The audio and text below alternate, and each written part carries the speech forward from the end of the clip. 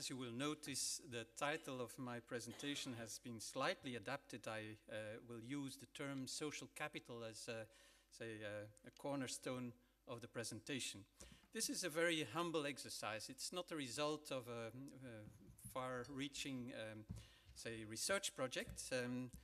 Let's say that it's an attempt by an academic to look at an enterprise that I learned to know 1-2 years ago, and I got fascinated by the initiative because it's very unique in Flanders, namely the Lucerna Schools, of which there is one in Anderlecht in Brussels, second one in Antwerp, another one in Ghent. Overall, there are 5 such schools working closely together with a common leadership created by the Turkish community in Flanders. And this, in fact, is very unique. I will need to sketch you a little bit of the background of the Flemish education system. I'll do it in between. I must also acknowledge the contribution of 2 of my students who are here today, by the way, Charlotte and Famke, who are currently preparing their master's dissertation on this subject and who did some interviews, and I benefited also from the results of their interviews. We know what the challenge is. It's more or less the same across Europe, but it's particularly sharp in Belgium, in Flanders. Students from Turkish origin in Flanders perform substantially below the average, although they are doing relatively fine, we can say. But there is a substantial gap in achievement between Turkish and Flemish students. They have a relatively poor command of Dutch, not all of them, of course. And they are severely underrepresented, if we look at secondary education, they are severely underrepresented in general education and also in higher education. This is the diagnosis.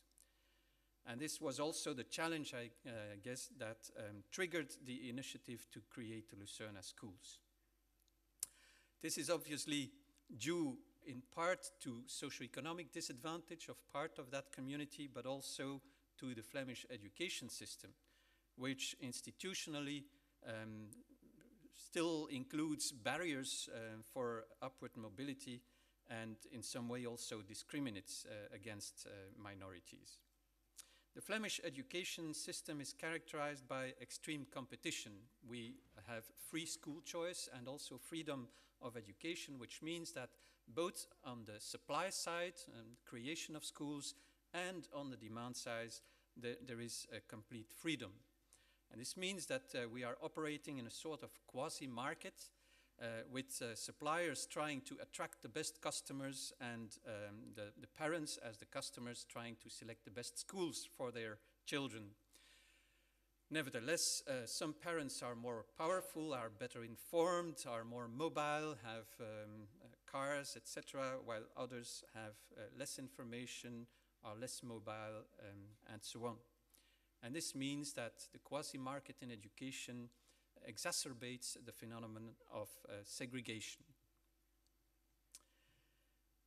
Another characteristic of the Flemish education is early tracking. We are one of the continental systems lagging behind in the reform of secondary education. Fortunately, there is an upcoming reform supposedly starting in 2014 to transform the first 2 or 3 years of secondary school into comprehensive education.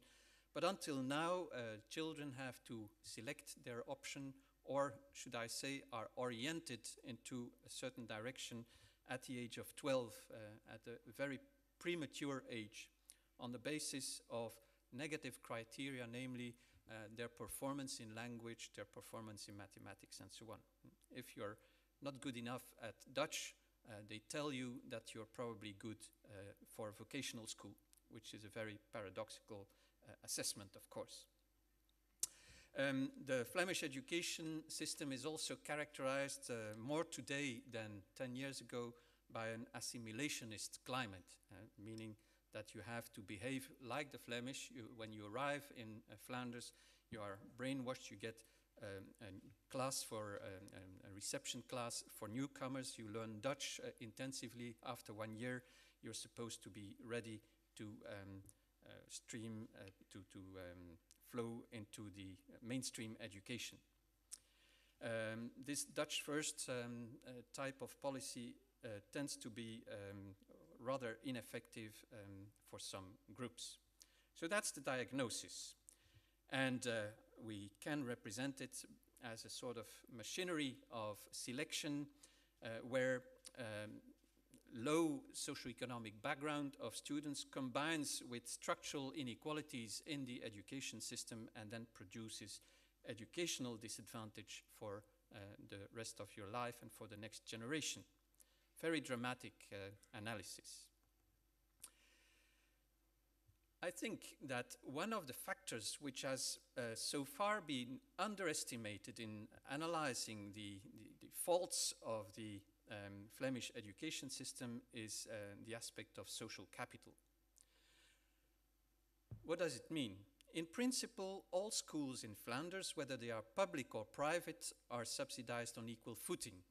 Staff expenditure is fully covered by the state, and there are rigorous rules concerning the number of teacher hours that you get subsidized according to the number of pupils that you have, etc. So equal treatment of all schools in that regard. There is also a sort of preferential treatment of schools with disadvantaged students based on criteria like mother tongue of students at home, education level of the parents, the material situation of the household, etc. So we can speak of some degree of educational priority funding.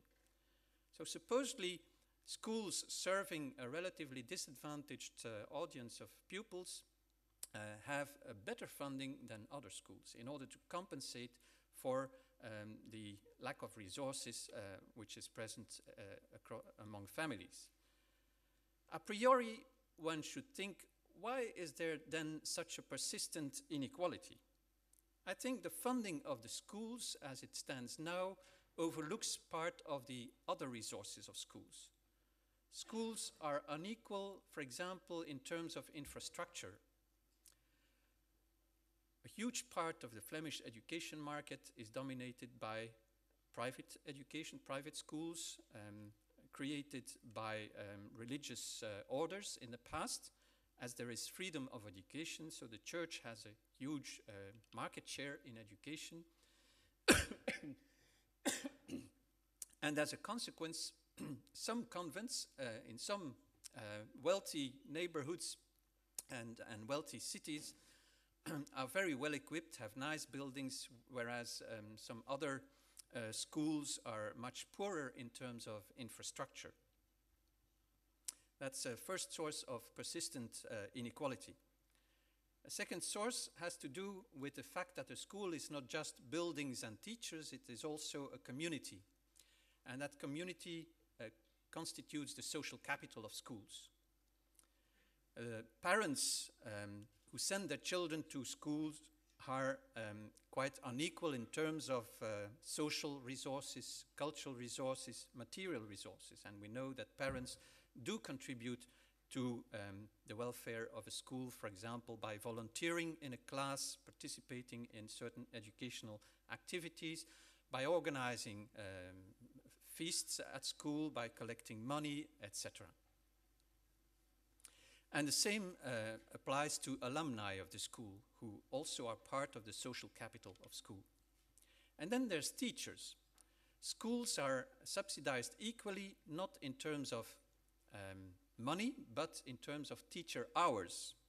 So you get a sort of envelope of teacher hours and you can recruit your own teachers. Now, this means that also for teachers, the labor market is a sort of quasi-market. You have the same wage anywhere you teach, but some schools are more interesting to teach at than other schools. And teachers have their preferences. For example, as we saw this morning or yesterday, as concerns Brussels, most of the Flemish teachers live outside Brussels and have to commute into their schools. And this is quite an effort. It's not very natural, and teachers tend to look for a school in their own community and tend to leave Brussels as soon as possible. Same applies for schools where you have to make greater efforts in order to teach language, for example. In the Brussels region, most of the students in Flemish schools have Dutch at school, but speak French in the street and speak Arabic or Turkish or whatever other language at home. So they are actually trilingual. In such an environment, teaching Dutch is more time consuming and requires a bigger effort than in a regular Dutch-speaking environment, of course. So teachers tend to start maybe in school in a more, say, colorful neighborhood, and gradually, as they acquire experience and become stronger on the market, they tend to escape from the metropolitan areas and go and teach into the more pleasant schools in the countryside or in smaller municipalities. And this reinforces inequalities in human resources between schools. It's a hidden mechanism which gradually becomes more visible as research explores this factor. So you have inequalities in resources despite the principle of equal funding and indeed preferential funding of schools with a disadvantaged audience. It is in this context that some people from the Turkish community decided to create their own school because they were unsatisfied with the quality of education that their children received in the schools of their environment. Their response is to build on their own social capital and the social and ethnic capital, I could say, of the Turkish-Belgian community. That capital creates commitment because it's based on solidarity values.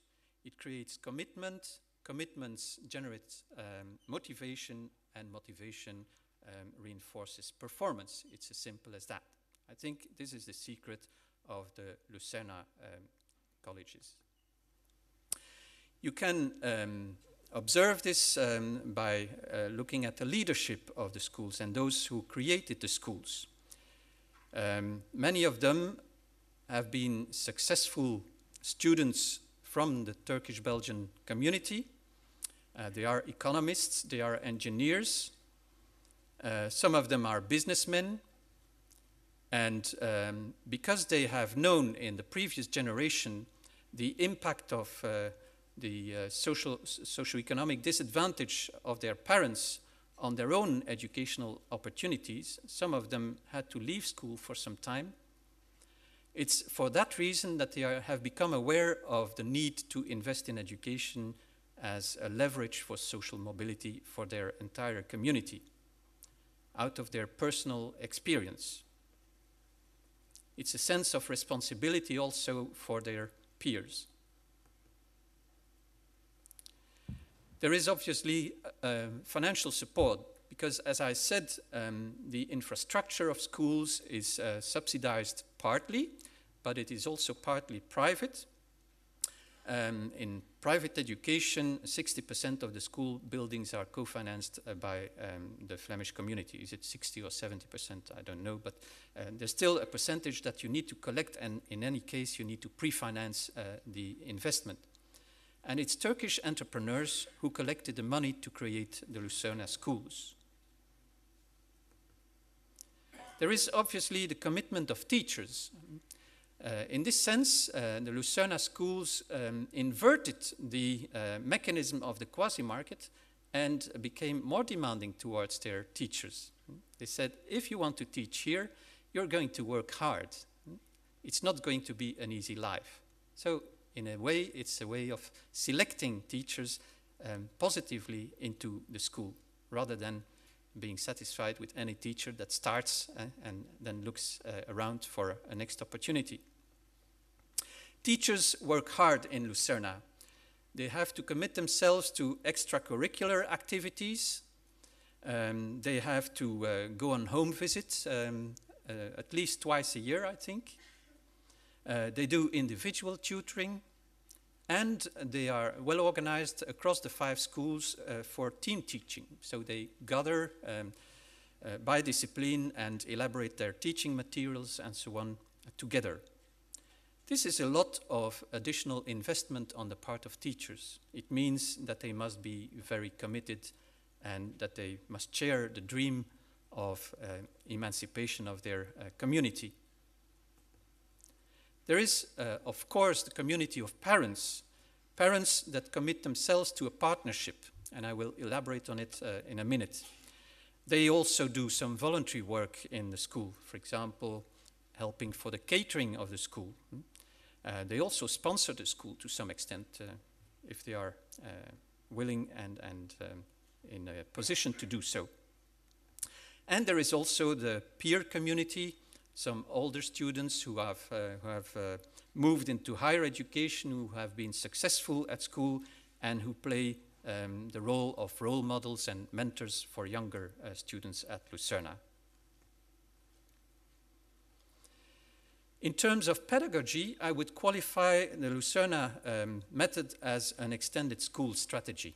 What is an extended school? It is a school that views its own mission as, say, being responsible for the full development of the multidimensional capabilities of young people. It is much more than just cognitive development. Extended schools also aim to compensate for the lack of material resources that sometimes are present in the neighborhood, the lack of human, social, and cultural capital of families.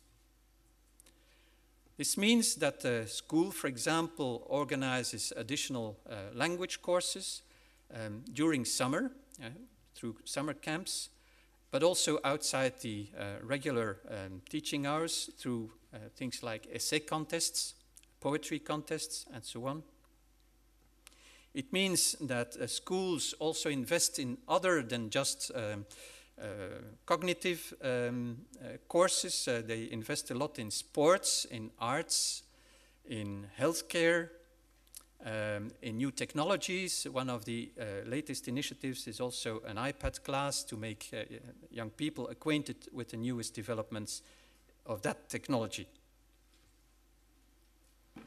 And one of the, say, at the same time, challenges and strengths of an extended school strategy is to link the learning process, the formal learning process within class with learning opportunities which are much more informal outside the class. A child is learning continuously if you provide enough opportunities and challenges to children. And that's the function of science clubs, for example, in between the hours or beyond the class hours, and of things like inter-school contests. We have them in the social sciences, in exact sciences as well. Lucerna can be qualified, thirdly, as a culture-sensitive community school. What does this mean? Well, we live in an environment of free choice of schools, and the Flemish education system has denominational schools, mainly Catholic schools, but also other denominations, some Jewish, a few Protestant schools, and so on. You have non-religious schools. So there's freedom of choice, also of courses of religious and moral education. In some schools, you have complete choice. The school does not determine what kind of philosophical or religious education you take. You can choose. And this is also the case of Lucerna, because they want to be an open school for all, philosophical and religious orientations. They, at the same time, build on values and attitudes that I recognize as typical of the Turkish community. For example, the idea of generosity towards a community. I was once told by one of my students, is also in the room, Özbil, that her father had created a school for adults in Turkey, and once the school was running fine, the school was transferred to the public authorities. This is something we as Flemish could never imagine. There's competition between private and public education. Creating something beautiful and then transferring it to the community is certainly a very specific value. There is this sense of nurturing of excellence in Turkish education system. You have lots of contests, inter-school contests, and also contests in order to acquire fellowships for schools and so on. And this specificity has been partly also transferred into the Flemish context, but in a very open and friendly manner. It's not the idea of making oneself more competitive or being the best. It's a way of socializing with other schools and encouraging young people to show the best they can. There is also a specific attention for the gender sensitivity of the Turkish community. For example, in physical education, if parents prefer to have separate classes for girls and boys, this is also organized within the school. As I said, there is a specific attention for partnership between the school and parents, and it's a two-way partnership. It's a win-win situation, I would say. The school provides to parents parenting support. During home visits, teachers go and look at the room and the circumstances in which students have to work in the evenings and advise parents on how to best organize them so that the student has the best possible climate to study. There is community action. The school organizes celebrations and breakfasts for parents, and in this way also strengthens the links between parents and the local community. And schools also offer to parents opportunities for their own personal development. And parents in return do voluntary work for the school. Some give knitting lessons, some give ping pong lessons to pupils, some help with the catering, etc. Parents bring to the school the diversity of their talents. And as I said, some parents who are better off also sponsor the school. What can we say about achievements? It's obviously very early because the first Lucerna College started in 2003, so they are very young, and it's probably too early to fully assess the impact of such a pedagogy and concept of extended schools on the students' performance. But the first results are quite hopeful. To begin with, the majority of students remain in general education, whereas overall in Flanders, 70% of immigrant students end up in vocational school. Here, the vast majority stay in general education, which in itself is very remarkable. The performance of the students by the end of secondary education exceeds substantially that of Turkish students in other Flemish schools, but yet it must be admitted that the gap with the average Flemish student has not yet been closed, and this is the ambition over time of Lucerna colleges, so they want to completely close that gap. Parents' involvement and teachers' commitment have strongly increased in those schools, and the transition of young people into higher education is also gradually improving. We are not going to show any figures. It's too early for this, and let's be patient and also take our time, maybe within 5 years or so, to fully assess the impact of this undertaking. Some points of attention to conclude. I think Lucerna colleges are making big efforts and need also support in achieving a better ethnic and social composition of the student population. The schools were created, of course, to begin with for the children of the Turkish community, but are open and are actively recruiting students from other communities as well, like École des Étoiles showed us yesterday. And I think this is possible. If you have a powerful pedagogical model like Lucerna, you can sell this, this purpose, and it is quite convincing for parents. This is what we call the magnet school concept, that you can attract other communities by offering a very good quality education.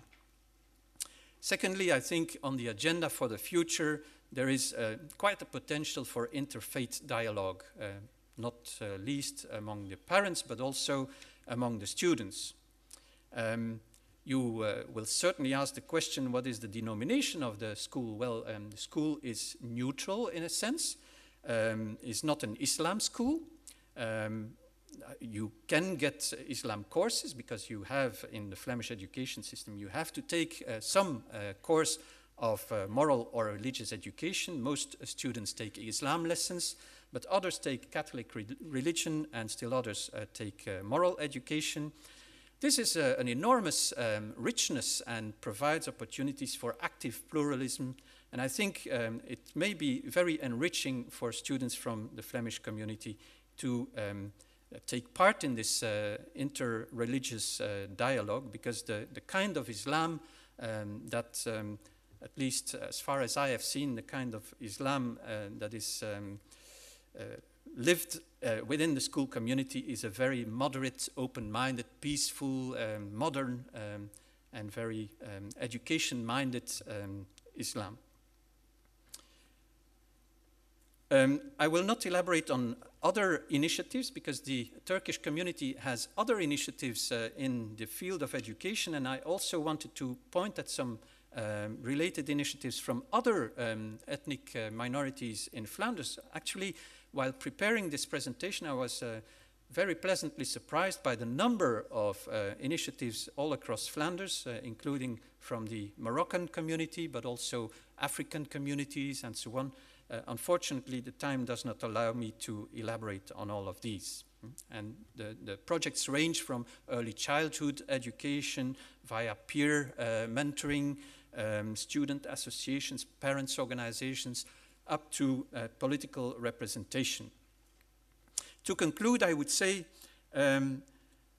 together with the author of a brochure on ethnic projects in Flemish education, the civil society of ethnic origin has a triple bridging role. And there is one bridge in Europe that is a triple bridge. It is located in Ljubljana. The picture, therefore, stands as an image for what NGOs do in our education system. They bridge between children and the education system. They bridge between the civil society and public authorities, and they bridge also between communities. I would say I'm proud to have become a member of the social capital of those schools. Thank you very much.